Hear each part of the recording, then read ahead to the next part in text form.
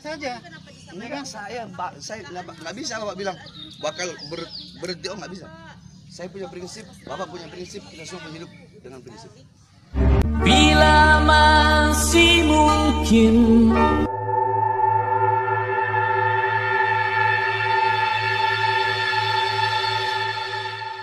Ini kan saya nggak bisa Bapak bilang bakal berhenti, oh nggak bisa. Saya punya prinsip, Bapak punya prinsip, kita semua hidup dengan prinsip. Ya udah, ini aja Pak.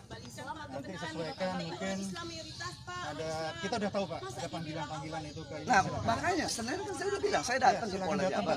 Kalau saya bukan warga negara yang baik, Pak, saya udah pergi, saya udah kabur, saya udah lari. Ini enggak, saya laki-laki. Ya, saya terhormat Pak.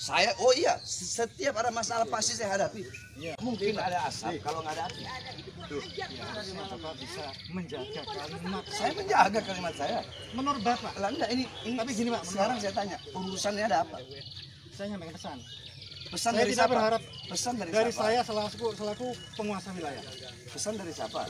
Bapak kalau datang ke sini dengan baik, kami akan sambut dengan baik, Pak.